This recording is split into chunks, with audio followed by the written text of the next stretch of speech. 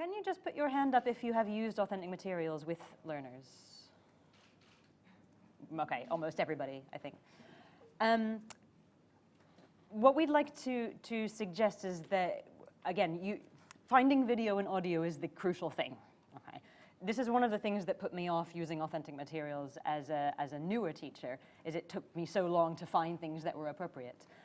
I don't need to introduce you to the internet. I know you all know what it is, and you probably have a lot of favorite resources that you use for finding authentic material to supplement your coursebook. But we are going to show you some of the resources that we've used and found helpful in terms of exposing learners to a wider variety of pronunciations than those which they typically hear. We would start with news websites, and the key point to be made here is that, again, if your intention is to expose your students to a wider variety of pronunciations of English, then it might be worth consulting a wider variety of websites than you yourself might normally consult to check the news, for example. So it's just about reminding yourself, perhaps looking at the Times of India is somewhere that I would not normally go to check what's happening in the world, but it might be a fantastic place to go to find examples of accents from that part of the world which my students need exposure to. Another website rather is TED, which I think Richard touched on as well. Some of you are probably familiar with this. For those of you who aren't, just briefly, it's a collection of presentations, workshops, conference, seminars like this one on a wide variety of topics given by a very wide variety of speakers from all over the world, of varying lengths. And again, it's just quite a rich resource, and a lot of the videos also come with transcripts or subtitles, which can facilitate making activities out of them.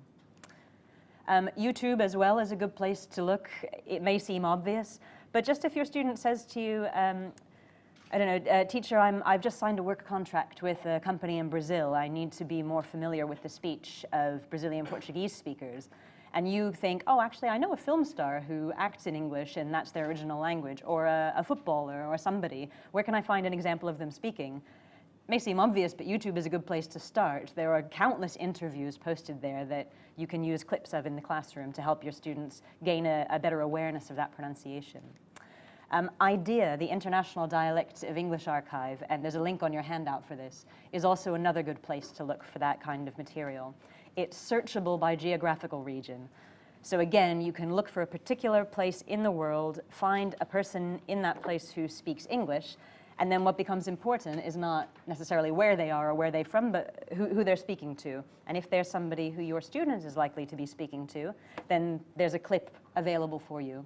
And these clips on this website also come with transcripts and notes, which again facilitates the lesson planning process.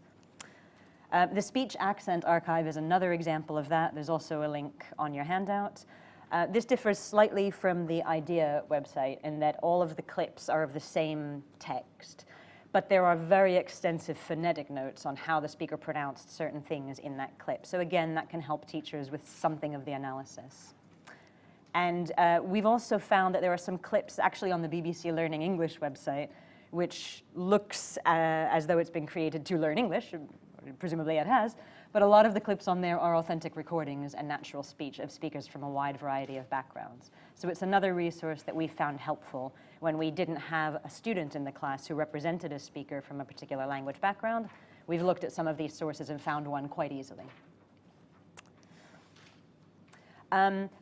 In terms of what you do once you've found the video and audio, there's a number of blog posts which Katie has written based on TED Talks, based on speakers on the BBC Learning English website, to give you an idea and some specific links, if you're not sure where to start, of ways of bringing these clips into your classroom. So I'd recommend you look at the detailed explanation that she's written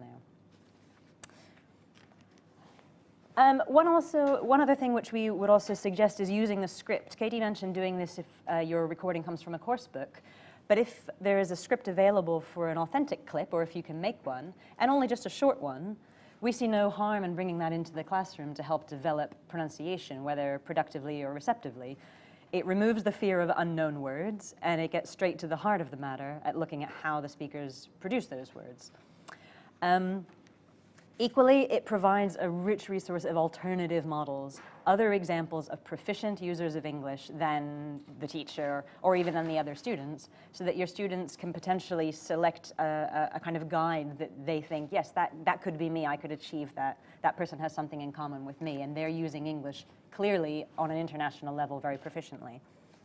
One example, which we've used before, is this lady, Monica Bellucci.